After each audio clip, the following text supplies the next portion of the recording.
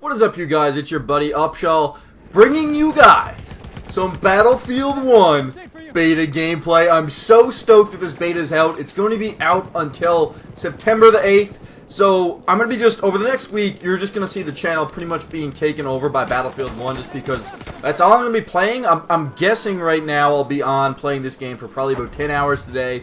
I already hit it up for about 3 hours this morning. I actually woke up at 4 in the morning to get on to download the beta. So what's happening right now is it's out for insiders. If you did miss the insider program, don't worry, because in the big scheme of things, it's actually kind of pointless.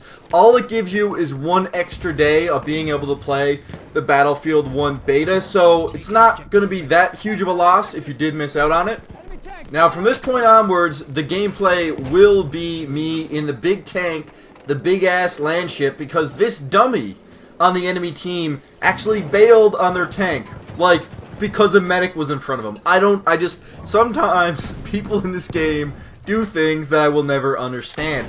And that brings me to a point, is that they've actually made some pretty big changes in this game for the beta from the alpha. So right now, and I didn't really realize it yet, but you can actually self-repair the tank despite having not spawned in the tank. During the alpha of the game, you needed to actually spawn in the tank and then have a specific kit. So you needed to have the operator kit, or the driver kit, I can't quite remember what it's called, or the pilot kit, depending, but it's a special kit, and it gives you a little hammer that works as a repair tool, and you could only repair the tank if you had this specific kit. But now that is not the case. Anybody can jump in a tank and repair it, but you have to be inside the tank to get the repairs off. You can't actually jump out of the tank and use the hammer. You don't transition to this pilot loadout once you get into a tank. So this gameplay is probably going to demonstrate how ridiculously OP the tanks are. I mean, they're not crazy OP. If you go against a specific class that knows how to deal with tanks, you're probably going to have a bad time. But as of right now, for everybody starting off, you don't actually get the big anti-tank gun that the engineer, or sorry, the assault class actually gets. You actually have to play with the assault class for a good amount of time before you get the big anti-tank gun. So tanks are kind of running around unchecked right now. They're kind of dominating the battlefield. So if you do want to go on a pretty easy kill streak, I may have just revealed how to do it. But don't worry too much about tanks being OP. I think that once people unlock everything for the assault kit and everybody does start to run around with that big anti-tank gun, I think tanks are going to start to fear again.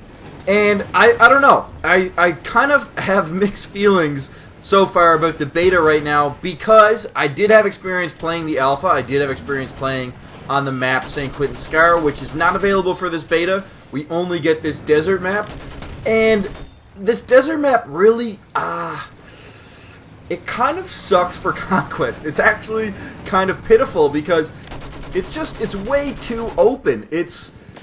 There's just huge stretches between capture points, and I can't really demonstrate it right now from this gameplay, but the Echo objective, the Gulf objective are so damn far away from everything else. The only real acceptable way to get there is by plane. Like, I actually was capping the Echo objective by just looping over it in a plane one time. I would never want to walk there. If you were to go to these objectives, you have to get a Jeep. You have to ride a horse, because it will literally take you like 2 minutes to get to the objective just by walking. And I mean, some people kind of like that fact because the map is huge, it is kind of immersive, it is this giant battlefield. But I don't know, it sometimes flows really slowly for Conquest, especially when you're in that village and you're trying to get some kind of close quarters village gameplay, a little bit of epic feeds from on top of a rooftop and then jumping down on a guy and clubbing him to death with a mace. You know, you want to get that kind of gameplay, and because the map is just so open and there's people over such a big area, it doesn't often happen for you. Like, I've had some cases where I'm pulling triple kills, just sniping guys who are all dummied up on top of a building together, but that doesn't really happen that often. I do find this map flows really slow for Conquest, which leads me into my next point. We have Rush now in this beta, and that makes up for this map not being the greatest for Conquest, because Rush mode is very well done in this map. It moves through some epic areas. You kind of start at this temple, and then you work into the village.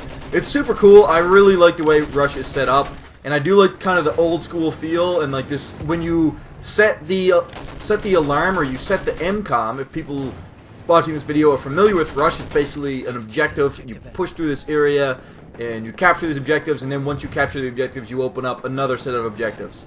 But in old Battlefields, it was kind of an alarm when you armed this MCOM. It was sort of like a bomb. It sounded like wee wee.